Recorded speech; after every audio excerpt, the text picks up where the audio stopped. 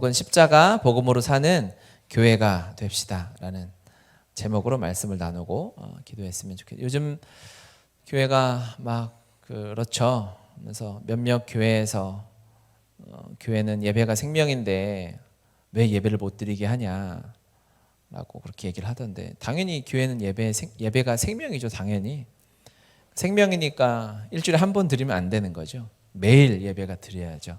매일 매순간 예배를 드리고 찬양하고 주님께 감사드리는 것이 그리스도인의 호흡이고 삶이고 생명인 줄 믿습니다.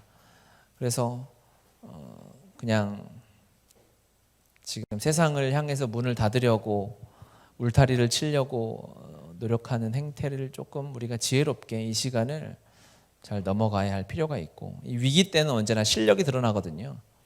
우리 교회, 우리 그리스도인들의 실력이 어느 만큼인지가 이제 드러나는 것이죠. 초대교회 세상이 박해할 때에 그리스도인들의 리더는 더 성장했죠. 교회는 부흥했어요.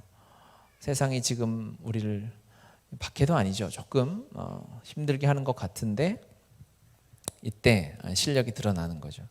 이럴수록 더욱 감사하고 이럴수록 더욱 예배하는 그런 하나님의 기쁨이 가득한 교회가 되었으면 좋겠습니다. 바울이 이제 에베소 장로들과 작별하는 장면이 36절 이렇게 나오죠. 무릎을 꿇고 모든 사람들과 함께 기도하니 다 크게 울며 바울의 목을 안고 입 맞추고 이렇게 이야기합니다. 통곡을 하면서 세번역으로 보면 실컷 다 울었다 이렇게 표현해 놨거든요. 엄청나게 운 거예요. 왜 이렇게 바울이 눈물의 작별을 했을까? 당연히 바울과 그의 제자들은 사랑하는 관계였습니다. 서로 사랑했던 거죠. 후회 없이 사랑했던 것입니다. 33절 이하에 내가 너희들에게 후원을 받지 않고 우리 공동체가 쓰는 것은 스스로 벌어서 했다라고 표현했잖아요. 이거는 바울의 어떠한 고백이냐면 내가 정말 열심으로 전심으로 주님의 사역에 임했고 제자들을 키웠고 사랑했다는 거죠. 그렇게 뜨겁게 사랑했더니 작별할 때 이렇게 눈물로 통곡하며 아쉬움의 작별의 눈물을 흘리게 되는 거예요. 작별할 때 눈물로 작별한다는 것이 축복입니다. 그렇죠? 슬픈 장면인 것 같지만 저도 이제 장례식을 많이 인도하지 않습니까? 장례 예배를 큰 교회에 있을 때는, 사람이 많은 교회에 있을 때는 거의 매달 한 달에 한두 번씩 계속 장례 예배를 인도했고, 보면 부모와 자녀가 얼마나 사랑했는지 또 사랑의 마음이 있었는지가 그 작별의 장면에 드러나죠. 그래서 정말 말도 안 되는 행동을 하는 그러한 가정들도, 자녀들도 보여요. 하지만 사랑했지만 더 사랑하지 못한 아쉬움 때문에 울고요.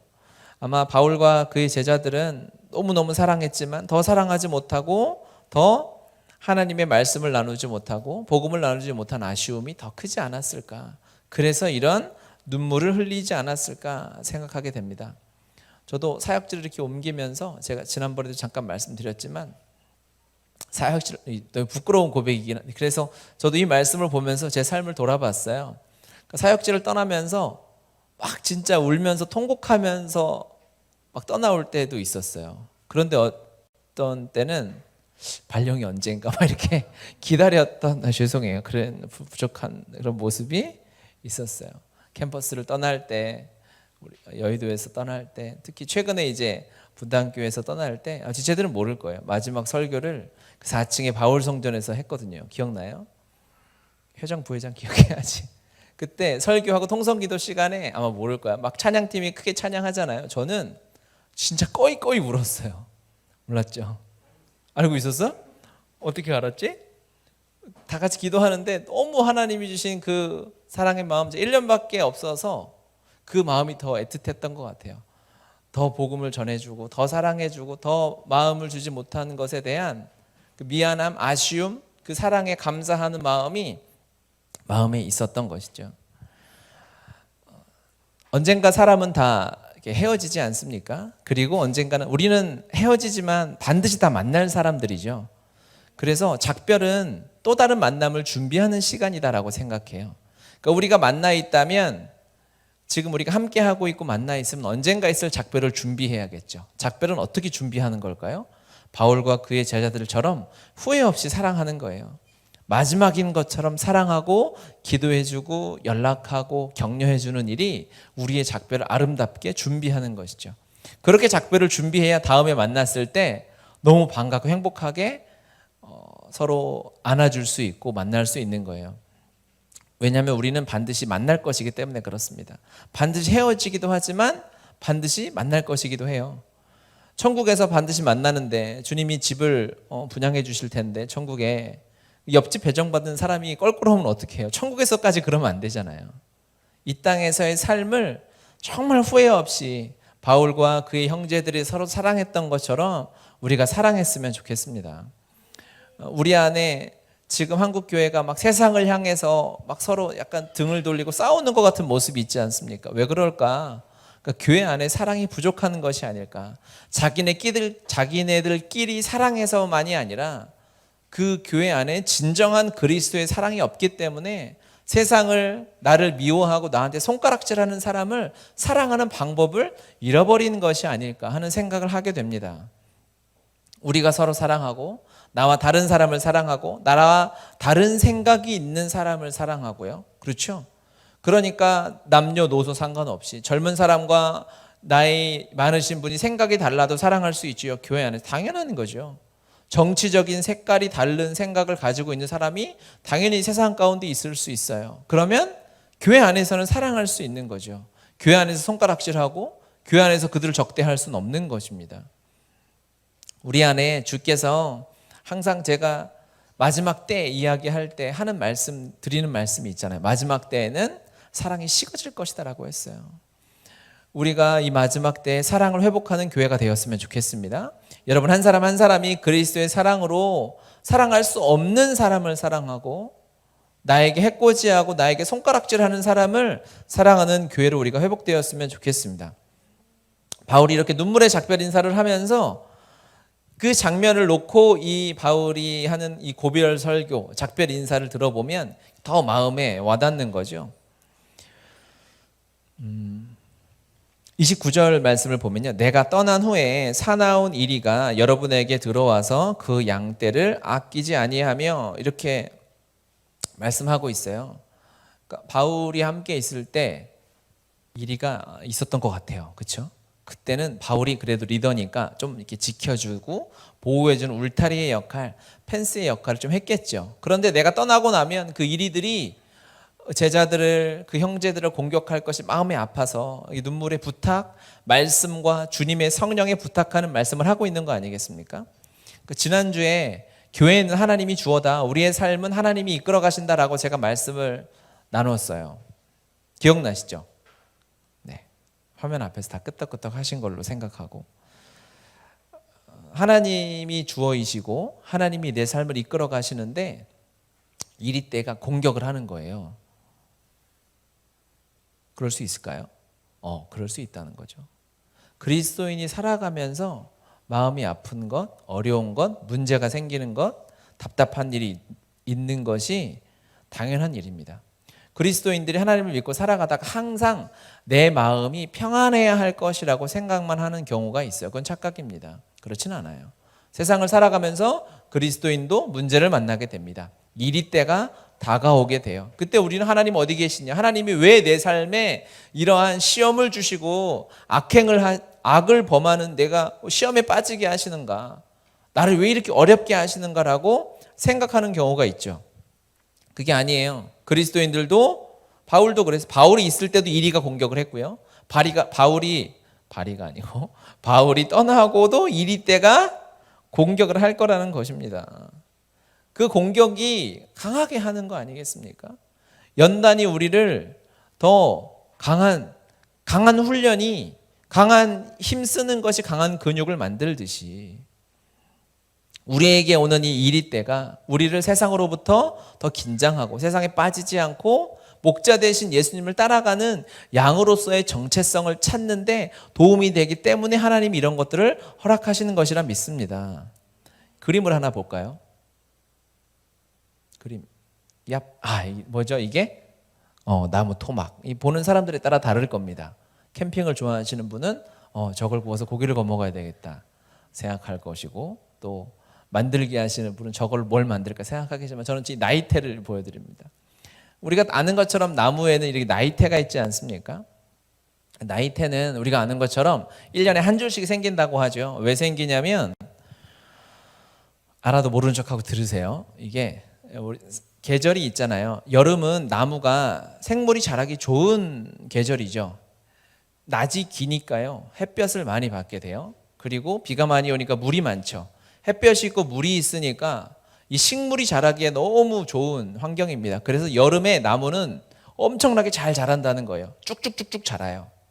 그래서 확 늘어나는데, 겨울은 햇볕도 내리는 일조 시간도 적고 비도 많이 오지 않기 때문에 자라지 못해서, 세포가 막 팽창하지 못해서 조금씩 자라서 이렇게 딱딱하고 두꺼운 저 부분을 만든다는 거예요.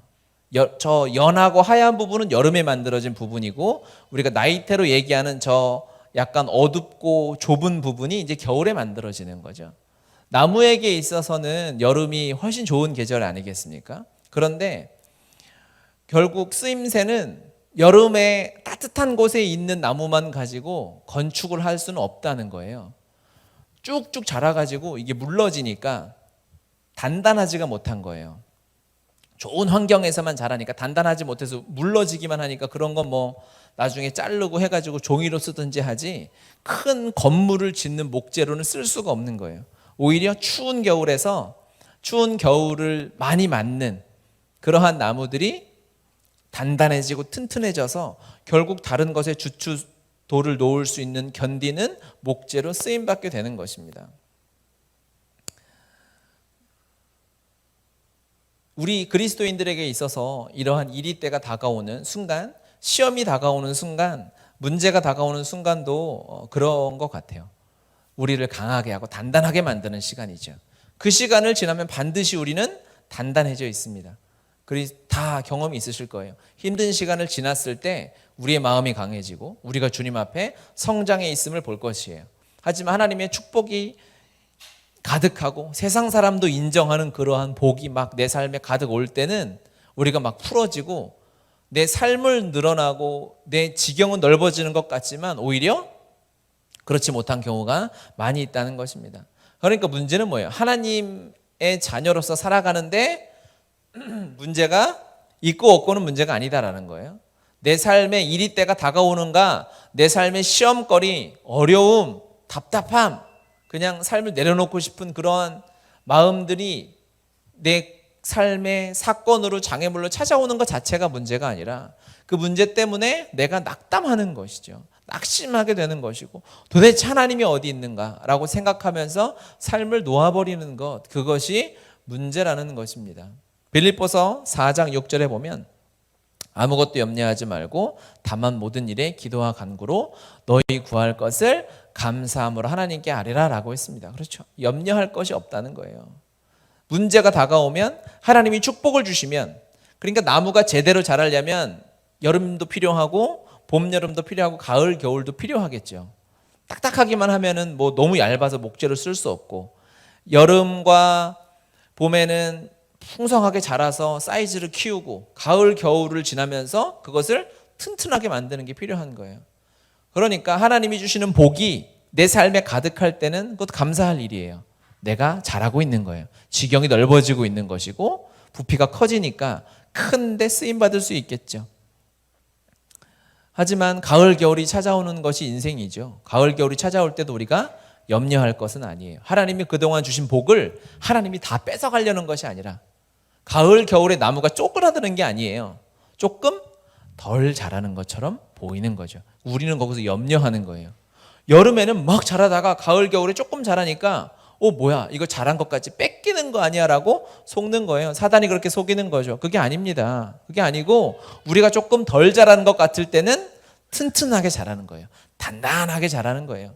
하나님이 어떨 때는 응답을 바로 주실 때가 있어요. 그렇죠? 확 자랄 때가 있어요. 그런데 어쩔 때는 기도를 계속해서 1년 하고 2년 하고 한 달 하고 2달 해야 응답해 주실 때가 있어요. 그땐 하나님이 그동안 주신 것을 뺏어가려는 것이 아니라 단단하게 튼튼하게 우리의 믿음을 굳건하게 만들려는 시간이라는 것을 잊어서는 안 됩니다. 할렐루야. 아멘. 하나님은 당신의 계획과 시간표에 맞춰서 우리를 훈련시키고 계십니다. 베드로전서 4장 16절에 보면 만일 그리스도인으로 고난을 받으면 부끄러워하지 말고 도리어 그 이름으로 하나님께 영광을 돌리라. 우리 같이 한번 읽어보겠습니다. 시작. 만일 그리스도인으로 고난을 받으면 부끄러워하지 말고 도리어 그 이름으로 하나님께 영광을 돌리라. 아멘. 베드로 사도의 고백이 너무 우리의 삶의 마음에 와닿죠. 고난을 받으면 교회가 부끄러워하는 것 같아요. 내가 예수님 믿는데 잘 나가다가 좀 안 되면 막 사람들이 날 어떻게 볼까? 부끄러운 건 뭡니까? 사람을 의식하는 거거든요. 사람들의 삶의 그 시선에 나를 갖다 맞춰서 비교하는 거고요. 또 사람들의 시선이 비교하지 않고 사람들은 어떻게 비교하는 줄 아십니까? 자신의 과거와 비교해요. 나의 여름과 나의 겨울을 비교하기도 하는 거예요. 야, 이게 인간이 이 경쟁 세대에 태어나서 어떻게든 비교하고 살아가니까 어떻게 이깁니까? 여러분, 나의 화려했던 시절과 지금을 비교하면 누가 이기겠어요? 자매님들, 여러분 10년 전의 피부와 지금을 비교하면 답이 안 나오잖아요. 그렇죠? 안 되는 거예요. 그거를 사단에 속는 거죠. 그렇게 우리가 속아 넘어가면 안 돼요. 고난은 부끄러워할 일이 아니에요. 우리가 튼튼해지는 것이고 어마어마한 목재로 쓰임받을 준비를 하는 시간인 줄 믿어야 됩니다. 그래서 고난이 다가오면 그것은 내 믿음을 증명할 기회구나라고 생각해야 해요. 따라해 봅시다. 고난은 내 믿음을 증명할 기회이다. 아멘. 시험은 하나님께 감사드릴 기회이다. 아멘. 아멘이죠. 여러분, 우리 이걸 기억해야 합니다. 내가 사랑하기 어려운 사람을 붙여주십니까? 그러면 하나님의 사랑이 내 안에 있다는 것을 확인할 기회인 것이죠. 내가 뛰어넘을 수 없는 기도 제목 같은 것이 주어진다면 내가 기도 응답을 누릴 수 있는 또 하나의 제목이 내게 다가왔구나 라고 생각할 수 있는 거예요. 기도를 잘 못하는 하나님이 기도 제목을 삶에 막 주십니까? 그러면 이제 내가 기도의 사람이 되겠구나 라고 생각해야 하는 것이에요. 우리의 삶의 주인이 주어가 하나님이심을 잊지 말고 산다면 이 모든 것을 우리가 아멘하고 받고 살아갈 수 있어요. 문제와 어려움은 우리를 단단하게 할 줄 믿습니다. 사도 바울도 자신의 제자들 형제들에게 이야기했어요. 이리 때가 다가올 것이다. 이리 때가 올 것이다. 하지만 주님과 그분의 말씀에 너희를 부탁한다. 주님과 말씀에 스스로를 삼가 하나님의 말씀에 의지하고 살아가면 반드시 우리가 더욱 단단해지는 시간이 될 것이라고 믿습니다. 한국교회는 지금 가지치기를 하는 시간이라 믿습니다. 단단해지는 시간이 될 것입니다. 반드시 하나님께서 진짜 교회, 하나님이 기뻐하시는 교회들로 성장시켜 주시는 시간이 될 것이라고 우리는 믿습니다. 그렇게 중보해야 합니다. 다시 본문으로 돌아와서 30절을 보면 또한 여러분 중에 제자들을 끌어 자기를 따르게 하려고 어그러지하는 말을 사람들이 일어날 줄을 내가 아노라.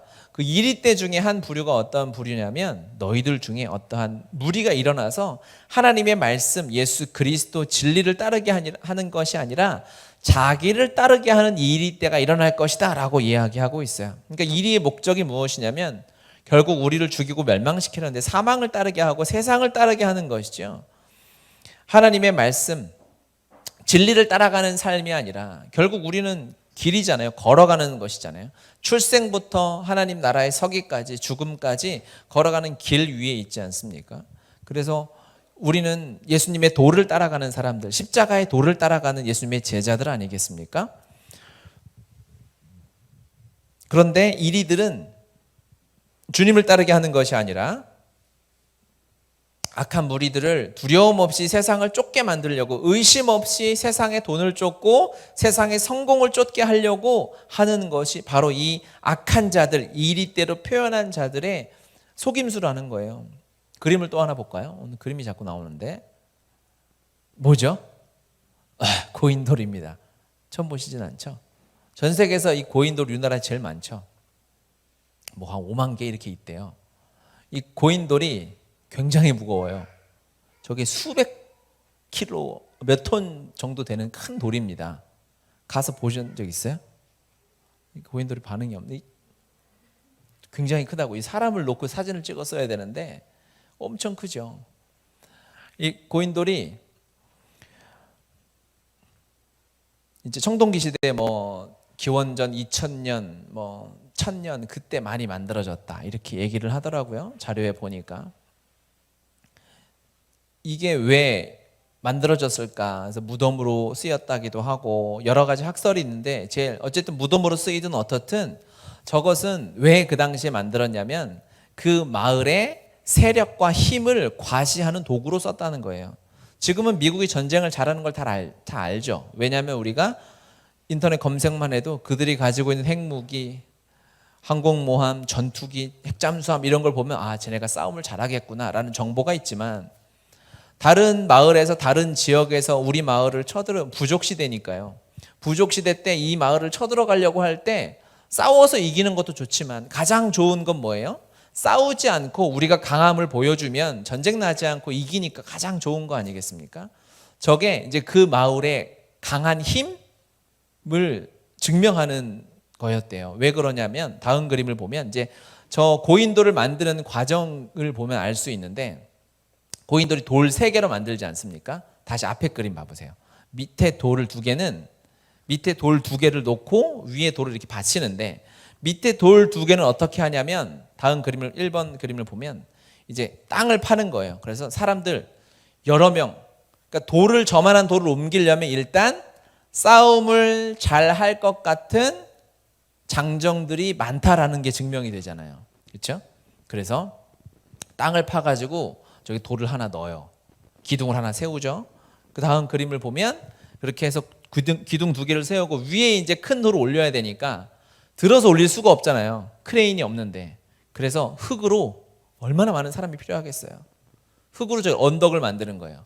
언덕을 만들어서 다음 그림 보면 이제 산에 가서 나무를 잘라가지고 나무로 바퀴같이 올라갈 수 있는 길을 만들어가지고 수많은 남자들이 마을 사람들이 달려들어가지고 돌을 위로 저렇게 덮개돌을 올린 거예요. 그리고 나면 이제 흙을 다 파버리는 거죠. 그러면 저렇게 고인돌이 완성되는 거예요. 우리 마을에 힘이 세. 그러니까 그 당시에 저 고인돌은 최고였던 거예요. 저게 마을 입구에 2개, 3개 서 있으면 전쟁하러 가다도 야, 저기는 세다. 딱 봐도 세 보이잖아요. 저게 하루 이틀로 될 수 있는 게 아니니까. 고인돌의 개수, 고인돌의 수가 그 마을의 힘과 권력을 자랑하는 것이고, 그래서 그 근처에 이제 그 마을의 부족장이 죽으면 거기다 묻기도 하고 그곳에서 제사를 드리기도 해서 저게 최고였고 힘의 상징이었고 권력의 상징이었어요. 그러니까 만약에 미국이 저 시대라면 지금 어떻게 할까요? 백악관 앞에 고인돌이 있겠죠. 저 시대였다면. 삼성이 힘이 세다 이 증거로 뭐 했을까요? 삼성 기업 앞에 삼성 강남역 사거리 삼성전자 사옥 앞에다 고인돌을 세워놨겠죠. 지금도 사실 우리나라도 비슷해요. 전 세계 힘센 많은 것을 가진 기업들은 뭘 하냐면 큰 사옥을 짓지 않습니까? 그러면서 우리가 돈이 많고 힘이 세다는 걸 자랑하는 거죠. 그 당시에는 그랬어요. 한 3000년 전에는 고인돌이 최고였습니다. 지금은 어떨까요? 우리 지금의 시선으로 보면 얼마나 미련한 짓이에요.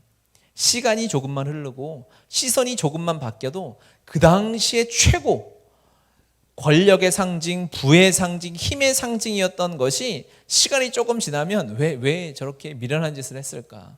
왜 저렇게 어리석은 짓을 했을까 하고 손가락질 받고 세상에 우스움을 사는 게 되는 거예요. 미련해지는 거죠. 바보 같아지는 거예요. 세상이 우리를 저렇게 만드는 거예요. 지금은 여러분 뭐가 최고예요? 돈이 최고다 그러고 건물주가 최고다 그러고 세상에서 유명해지는 것이 최고다 그러죠. 시간이 조금만 흘러보십시오. 고인돌 취급받을 거예요. 할렐루야. 돈 많은 거 조금만 시간이 흘러보세요. 주님이 이 땅에 오시게만 해보세요. 완전 고인돌 취급받는 거예요. 그냥 유물이 되는 거죠. 시간이 조금만 흘러서 주님이 전부로 여기는 그리스도인들이 살아가는 하나님의 천국에서는 야, 우리가 살 때 옛날에 그때 부자라고 자랑하던 인간들이 있었어 라고 여기는 때가 오는 거예요. 할렐루야. 지금 돈 많으셔서 아멘 안 하는 거예요? 너무 아멘 되는 거 아닙니까? 이걸 제가 어디 성경책에서 본 게 아니라 이 건축학 교수가 쓴 책을 보다가 고인돌의 역사 보다가 그렇구나. 시간이 조금 바뀌고 관점이 바뀌기만 하면 세상이 쫓는 것, 화려한 것, 최고라고 여기는 것이 진짜 창피해지고 박물관에 들어가서 그 사람이 연구해야 되잖아요. 저거를 얼마나 많은 학자들이 연구해서 저거를 만드는 거를 했겠어요. 그래서 그림으로 만들어서 우리가 지금 보고 있는 거잖아요. 여러분, 이 시대의 최고라고 여기는 것을 지금 전 세계가 성공을 향해, 돈을 향해, 화려함을 향해, 유명세를 향해 달려가죠. 시간이 조금 지나면 이제 학자들이 연구할 거예요. 야, 그때 2020년에는 왜 그렇게 돈하고 살았지? 사람들의 뇌 구조가 어땠을까? 연구하는 때가 올 것입니다. 가치가 달라지니까. 저 때는 남자들의 힘이 최고인 시대에는 저게 상징이에요. 지금 돈이 최고인 시대는 그게 상징이. 시간 지납니다. 결국 진리만이 남는 거예요. 진리를 따라가는 사람만이 승자이고 하나님의 승리를 누리는 사람이 될 것입니다. 그렇기 때문에 우리는 지금 무엇을 따라갈까요? 지금 우리는 고인돌을 따라가지 않겠죠? 고인돌이 모양을 싹 바꾼 거죠. 돈으로 세상에 화려한 많은 부, 많은 좋은 비싼 부동산, 우리는 무엇을 쫓고 있는지 생각해 봐야 합니다. 내가 머릿속에 가장 많이 하는 생각은 무엇일까? 나는 하루에 예수님 생각을 몇 번이나 하지? 나는 하루에 성경을 몇 장 읽고 살아가지? 여러분, 돌아보는, 내가 쫓아가는 것은 말로 하는 것이 아니라 그 사람의 24시간을 놓고 해부해 보면 나오는 거예요. 나는 무엇을 따라가고 있는가? 예수님의 자녀로 살아가고 있는가? 우리 점검해 봐야 합니다. 어리석은 삶을 살지 말아야 합니다. 바울이 고인돌 같은 것을 따라가는 그 사람, 이 시대 가운데 해결책으로 제시하는 것이 이제 31절. 그러므로 여러분이 읽게요. 내가 3년이나 밤낮 쉬지 않고 눈물로 각 사람을 훈계하던 것을 기억하라 라고 합니다. 3년 동안 에베소에서 복음을 나누고 두란노 서원에서 가르쳤으니까 장로들한테, 야, 너희들 이제 세상에서 이게 최고다, 저게 최고다, 나를 쫓아라, 나를 따라와야 한다. 지금 집안 사무도 망한다. 집사는 이 대열에 합류해라. 주식을 해야 된다. 돈을 모아야 된다. 어마어마한 말을 해야 되지 않습니까? 그렇죠? 그거 따라갔다 망한 사람이 얼마나 많아요. 1년 반 전인가요? 우리나라에 코인 비트코인. 세탁코인 할 뻔했네. 비트코인, 코인 세탁이죠. 비트코인 따라간다고 막 나라가 난리 났었잖아요. 조금 지나니까 그 뭡니까? 그거 따라가는 사람이 얼마나 인생이 허망해졌는지 우리가 다 알아요. 그 당시에 우리나라의 고인돌은 비트코인이었던 거죠. 바울도 그의 형제들에게 이야기하는 거예요. 세상이 굉장히 많이 바뀌고 변할 것이고 이리떼들이 자기를 따라오라고 할 텐데 그것을 따라가지 말고 내가 3년 동안이나 너희들에게 가르치고 훈계하고 말씀을 나누었던 것을 기억해라 라고 합니다. 3년을 가르쳤으면 이때 딱 장로들의 머릿속에 떠오르는 게 무엇일까요? 시간이 지나고 여러분 그 디테일까지 다 남지는 않습니다. 그냥 구약 전체 개론이 남겠습니까? 전 역사가 남고 이렇지 않아요. 그냥 간단한 한마디, 한 문장, 그것이 그 마음 안에 떠올라야 되죠. 그게 진짜 학습이고 가르침이죠. 바울이 이야기한 것을 에베소 장로들에게, 에베소 제자들에게 나중에 또 글로 써서 보내죠. 그게 이제 로마에 있을 때 옥중서신이라고 하는 에베소서 아니겠습니까? 아마 이 3년 동안 훈계한 것의 내용은 에베소서를 보면 더 잘 알 수 있을 거예요. 그렇죠? 에베소서의 내용도 너무 중요하지만 내용은 이제 볼 것이고 정말 더 중요한 것은 에베소서가 바울에 의해서 쓰여졌다는 것이 진짜 중요한 거예요. 여러분, 쓰는 것, 하나님이 성경을 우리에게 써서 주셨잖아요. 하나님이 십계명을 써주셨어요. 모든 구약의 말씀에 기반이 되고 기초가 되는 십계명을, 율법의 가장 중요한 이 10가지를 하나님이 친히 돌판에 하나님도 쓰셨어요. 하나님이. 성령께서 우리의 머릿속에 계속 생각나게 해주실 수 있음에도 불구하고 하나님이 써주셨다는 것은 이 쓰는 것, 기록하는 것 자체가 하나님의 방법이고 은혜가 흘러가는 길이라는 것을 잊어서는 안 됩니다. 여러분 써야 돼요. 써야 첫 번째 쓰면 첫 번째 내 안에 정리가 됩니다. 내 안에 정리가 되면 두 번째 다른 사람들에게 나누어질 수 있어요. 그렇죠? 그것은 또 기록에 남기 때문에 내가 얼마나 성장하고 있는지 성장의 바로미터가 됩니다. 운동선수들은요, 반드시 자기가 했던 걸 다 기록해요. 100m 선수가 100m를 9초에 뛰는 게 목표면 내가 1월 달에 몇 월 며칠 날 몇 초 다 기록해 놓죠. 그래서 내가 어떻게 얼마나 성장했는지를 봐야, 그래야 훈련하고 내 뒤를 돌아보아야 내 과거를 알아야 앞으로 갈 수 있기 때문에, 역사가 우리에게 교훈이 되는 것은 기록되어 있기 때문에 그렇습니다. 여러분, 그래서 기록해야 되는 거죠. 또 쓰여지는 것의 가장 큰 장점 중에 하나는 시간이 흐르고 내가 다른 곳에 있고 내가 심지어 주님 품에 안겼을지라도 하나님이 쓰실 수 있는 거예요. 그렇죠? 인생은 짧아서 80이지만 하나님 손에 들리면 800년을 쓰임받을 수 있죠. 바울이 몇 년 살았습니까? 100년도 못 살았어요. 그런데 1000년이 넘도록 우리에게 은혜를 주고 있어요. 여러분, 기록해야 합니다. 하나님이 주신 은혜는 기록해야 해요. 할렐루야. 아멘. 이제 오늘이 30일, 내일 모레부터 이제 9월 새벽 예배를 시작하려고 해요. 알고 계시죠? 네. 어떤 것을 기록해 볼까 하다가 9월부터 이제 매월 하나님께 드리는 기도문을 하나씩 좀 써야 되겠다 생각이 들었어요. 그리고 내가 9월 1일 날 9월을 준비하며 9월 한 달 동안 하나님께 드릴 기도문을 한번 써보는 거예요. 기도는요, 기도문 가지고 기도해도 되고 그렇지 않아도 돼요. 그렇죠? 하지만 그렇지 않게 성령 안에서 1시간, 2시간 기도할 수 있지만 그거 너무 좋은 기도인데요. 또 좋은 기도, 우리가 배우고 믿음의 선배들이 했던, 따라해야 할 기도는 뭐냐면 써서 하는 기도도 있어요. 여러분이 하나님이 주시는 마음으로 기도문을 써보는 거예요. 여러분, 쉽지 않습니다. 이게 남는다고 생각하기 때문에 기도문이 굉장히 다듬어지고 더 간절해짐도 있어요. 그래서 여러분, 오늘은 이제 숙제를 내드리겠어요. 집에 가셔서, 집이시구나. 집이신 분들, 집에 계신 분들, 또 집에 가실 분들은 이제 9월 달 하나님께 매일 올려드릴 기도문을 한 번씩 써보는 거예요. 그래서 그걸 저한테 보내세요. 그러면 제가 한 사람이 A4 10장을 써내더라도 매일 기도해 드릴게요.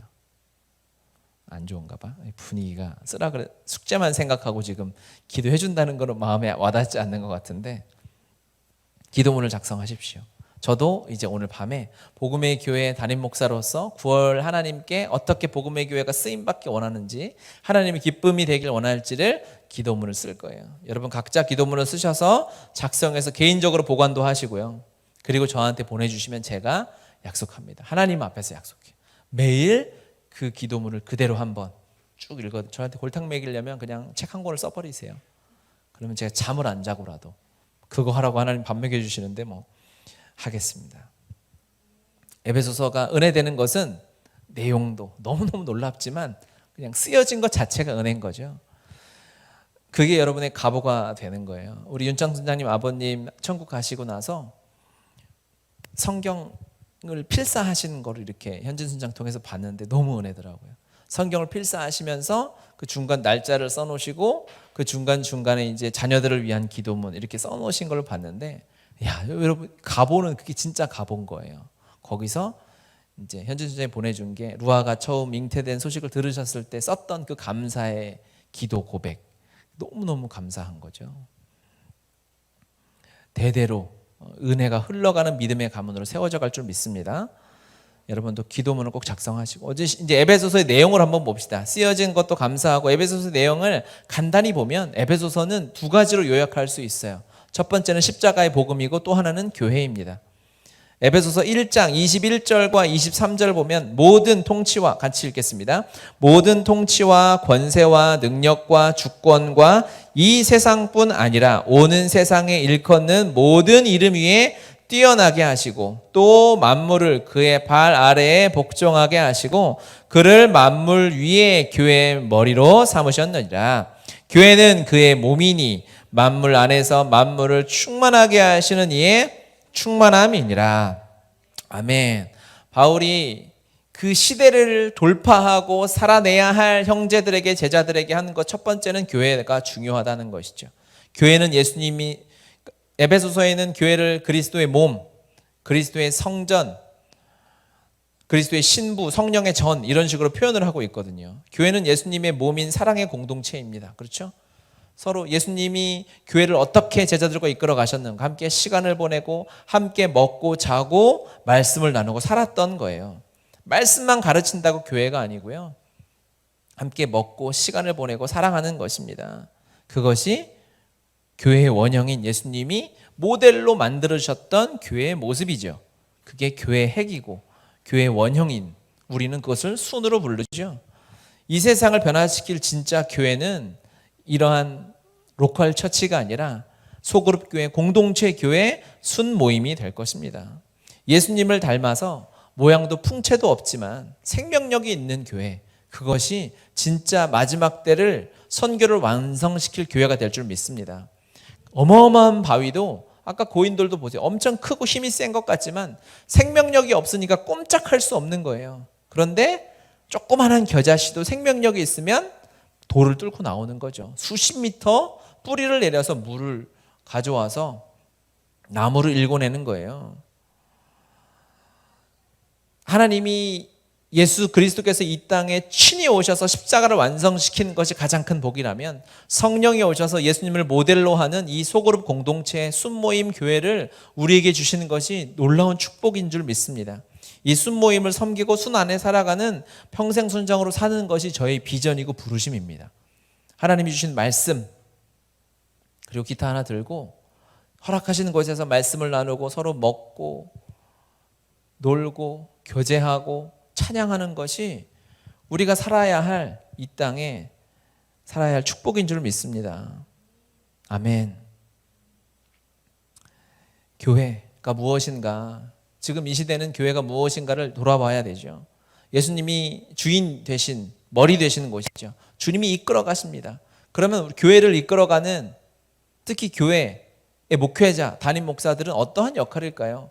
예수님이 이끌어 가시니까 말씀을 전한다는 이유 때문에 예수님의 자리에 그대로 와서 자기가 성도들을, 교회를 다 이끌어가는 모습들이 한국 교회의 좀 폐해라고 생각해요. 교회는 가이드의 역할, 여행 가면 가이드 있잖아요. 가이드의 말은 거의 성경 말씀보다 더 잘 지켜야 되잖아요. 아무리 어른들이라도 나이가 많고 무슨 대학 교수가 여행을 가도 가이드가 시계 보고 화장실 갔다 5분 내려오세요. 그럼 기가 막히게 다 와요. 그렇죠? 가이드의 말은 진리처럼 여겨지죠. 그런데 교회는, 우리 그리스도인들은 세상을 향하여 이러한, 누구 너 이 말씀 들어야 돼, 이렇게만 해야 돼, 그것보다 오히려 울타리, 펜스의 역할이 더 맞다고 생각하거든요. 세상과 이것은 죄인지 아닌지, 진리를 떠나는 것인지 아닌지, 하나님이 주시는 이 귀한 지혜와 축복과 자유를 말씀 안에서 온전히 누릴 수 있도록 테두리가 되어주는 펜스의 역할을 교회와 목회자가 해줘야죠. 이거를 여러분 부모로 치환해서 한번 생각해 봅시다. 부모가 있는데요, 부모는 자녀의 울타리가 되어야 되잖아요. 세상으로부터 보호해주고, 하지만 자녀가 하고 싶은 것을 마음껏 배우고 하나님이 주신 달란트를 개발해서 할 수 있도록 줘야지. 요즘에 우리나라 대치동에 있는 부모님들처럼 그거는 그거가 아니라, 그런 분들은 펜스가 아니라 아바타잖아요. 완전히 가이드가 돼서 무전기로 지시하듯이, 야 너는 이렇게 공부해서 의대를 가야 돼. 너는 수학을 못해? 그럼 이렇게 공부해서 법대를 가야 돼. 부모가 자녀의 가이드가 돼서 삶을 그냥 부모가 원하는 대로 끌어가면 자녀의 삶이 행복할 수 없는 것처럼, 그냥 부모는 울타리가 되어주고 자녀가 하나님 안에 살 수 있는 것들을 누릴 수 있도록 돕는 역할 아닙니까? 교회도 동일합니다. 순장도 동일한 거죠. 교회 목회자도 동일한 거예요. 우리가 그런 교회가 되어야 될 줄 믿습니다. 우리 교회 공동체가 주님 안에서, 말씀 안에서 마음껏 누리고 하나님의 나라를 꿈꾸고, 이런 영역에서 저런 영역에서, 사업장에서, 직장에서 교회를 이룰 수 있도록 돕는 역할을 해야죠. 그냥 무조건 여기만 진리고 여기만 옳고 여기를 떠나면 안 되고, 목사 중에 제일 위험한 목사가 누구냐면요, 내 말만 옳다는 거예요. 우리 교회에만 구원이 있다. 100% 이단입니다. 장담합니다. 우리 교회를 나와야만 구원이 있고 여기서 드리는 예배만 하나님이 받으시고, 구약의 사상인 거죠. 안타까운 일이죠. 하나님이 에베소서를 통해 주시는 메시지는 교회입니다. 또 하나, 교회에서 순회에서 무엇을 나눌 것인가? 그것이 바로 십자가 복음인 것이죠. 에베소서 2장 8절 9절 같이 읽겠습니다. 너희는 그 은혜에 의하여 믿음으로 말미암아 구원을 받았으니 이것은 너희에게서 난 것이 아니요 하나님의 선물이라. 행위에서 난 것이 아니니 이는 누구든지 자랑하지 못하게 함이라. 아멘. 아멘. 은혜의 선물 십자가 복음. 그동안 교회에서 복음을 가르친다 하지만 이 복음이 조각나 있어요. 총체적인 십자가 복음을 보지 못하고 병 고치는 복음, 성공하는 복음, 기복적인 복음, 남들보다 잘 나가는 복음, 그냥 죄책감을 씻어주는 죄책감 떨어버리는 정도의 복음 밖에 안 되는 거예요. 조각나 있어요. 하지만 그렇게 복음을 맞이하면 성경을 온전히 이해할 수 없다고요. 완전한 총체적인 십자가의 복음이 에베소서를 통해서 완전히 계시되고 있는 거죠. 바울이 아마 3년 동안 이것을 가르쳤을 것입니다. 복음의 영광과 능력과 축복. 우리가 하나님께서 우리에게 주신 순모임 안에서 새생활 시리즈, 제자화 시리즈, 복음 시리즈, 또 복음 순장학교를 통해서 제가 계속 나누는 게 무엇입니까? 비록 제목 수준이지만 복음의 영광과 능력과 축복과 그것을 누리는 삶으로 나아갈 때 그것이 우리에게 주어지고 이 총체적인 복음을 만나면 첫 번째 일어나는 변화가 무엇입니까? 내가 변하는 거 아니겠습니까? 내가 새로워지는 거 아니에요? 내 삶이 새로워지고 내 가치관이 새로워지고 내 사랑의 대상이 바뀌고 내가 쫓아가는 대상이 바뀌는 거죠. 내 기쁨의 이유가 바뀌는 거죠. 복음만이 가능하지 않습니까?